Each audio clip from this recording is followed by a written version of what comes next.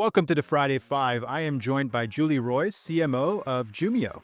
Julie, thank you so much for joining us. Sure, Philip. Great to be here. What problem does your company exist to make less painful, and for whom? Yeah, so companies today, I think they've been operating in terms of identification is kind of that one-time check.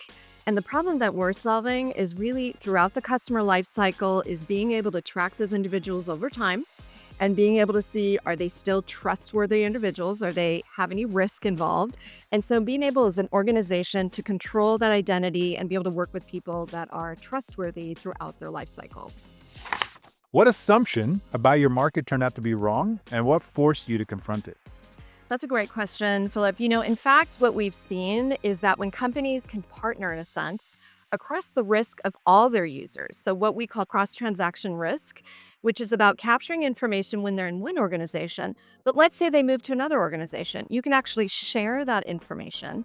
And what we've launched is something called cross-transaction risk to allow kind of a community, if you will, of managing risk and being able to track those users throughout their life cycle, again, with different companies.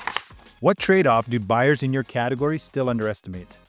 Deepfake and liveness is still something that only going to get worse. And companies need to be on their toes in terms of really tracking to deepfakes because the fraudsters are getting better and better at what they're doing. And we as organizations, as providers of solutions, we need to be on top of that and making sure that we're handling all the creativity that's out there with these fraudsters. What will matter more in your market over the next 12 to 18 months than most people are preparing for today? Again, I think it goes back to that kind of managing to the life cycle, because if you add up the increase in fraudsters, the increase in the creativity of fraudsters, the fact that people are moving around, they're moving organizations, they're taking, part in different transactions or there's different things happening. They're changing devices, they're moving, new telephone numbers, new addresses, maybe they changed the color of their hair. You've got to be able to track that and continually have that trust and see that throughout that life cycle. And I think that's where we're underestimating what people that are both trustworthy and fraudsters would be doing. What's a small hill you're willing to die on that most people would think is trivial? Well, I'm kind of a punctual person. And so I think it's important, respectful of others to be on time.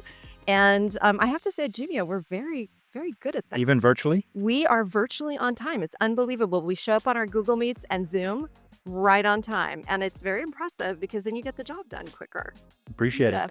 Julie, thank you so much for joining me today on the Friday Five.